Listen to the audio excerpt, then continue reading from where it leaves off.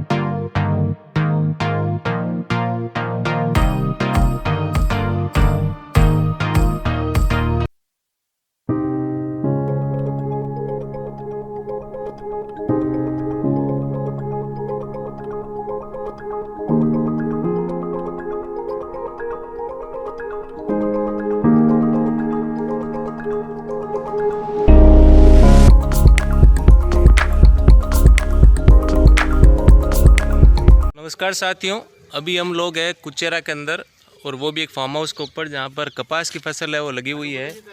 तो आज हम लोग कुचेरा कोई विशेष काम से वैसे नहीं आए, ऐसे ही घूमने के लिए आए थे। तो किसी रिश्तेदार के खेत के ऊपर फार्म हाउस के ऊपर है और यहाँ पर कपास की फसल लगी हुई है। और आपने भी देखा था एक कपास की फसल का एक ढेर भी लगा हुआ है। इन्होंने जब कपास निकालते हैं वो भी कैसी है आप देख सकते हैं इसके अंदर। तो ये रही कपास। अब हमारे साइड के अंदर तो कपास की फसल होती नहीं है, क्योंकि हमारे पास ट्यूबवेल है मौजूद नहीं है। कपास की फसल वहीं होती है जहाँ पर ट्यूबवेल है वो मौजूद होती है। तो हम लोग अभी यहाँ पर हैं और आज हम लोग खुलकर कई बातों के ऊपर चर्चा करने वाले हैं। कोई किसानों के ऊपर मुद्दे के ऊपर हम टॉपिक वीडियो नहीं बनाने वाले, उसके ऊपर हम वीडियो पहले ही बना चुके हैं। आपको पता होगा अभी हमारे देश में कई प्रकार का राजनीतिक घटनाक्रम है वो चल रहा है, विशेषकर किसानों से संबंधित।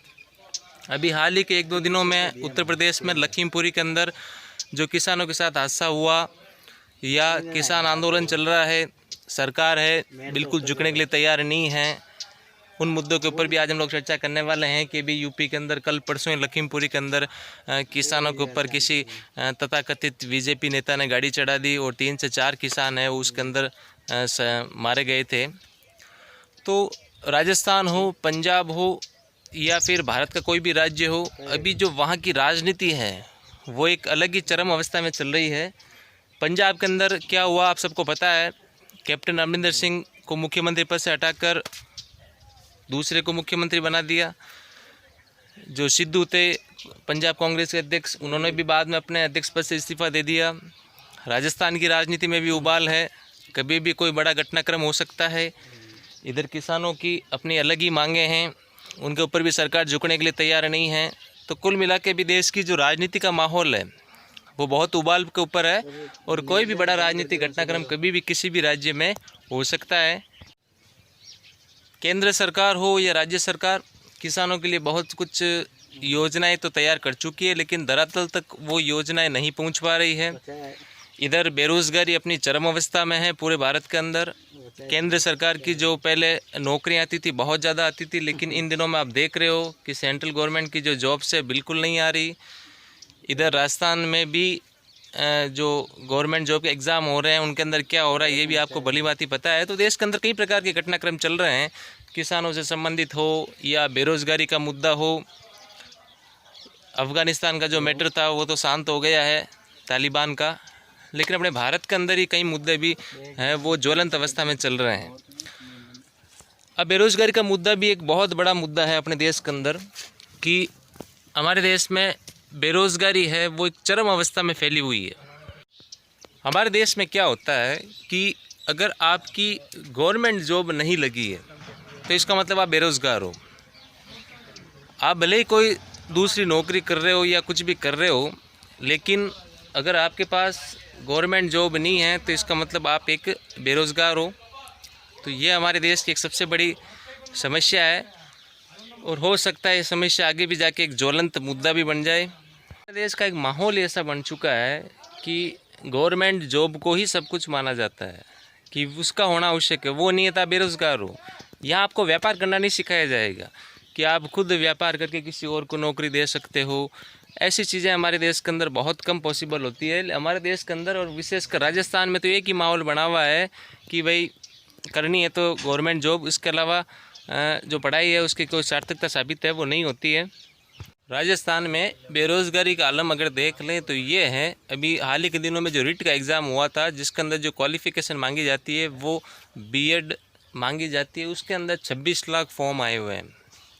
यानी एक हाई क्वालिफाइड वैकेंसी जॉब के लिए भी राजस्थान में 26 लाख लोगों ने फॉर्म अप्लाई किया है। तो आप बेरोज़गारी का आलम तो देख सकते हो। और यही कोई जॉब 10th 12th पास होती तो लगभग 50 लाख फॉर्म आते। तो आप बेरोज़गारी का आलम देख सकते हो कि बेरोज़गारी कितनी है, और ये इसी हिसाब से बढ़ती जाएगी, क्योंकि जब तक हम ये अपनी जो मनोधार्मिक धारणा नहीं बदलेंगे कि गवर्नमेंट जॉब के अलावा भी कई प्रकार की जॉब्स है वो करेंगे, तब तक ये बेरोज़गारी का आलम है ऐसे बढ़ता जाएगा।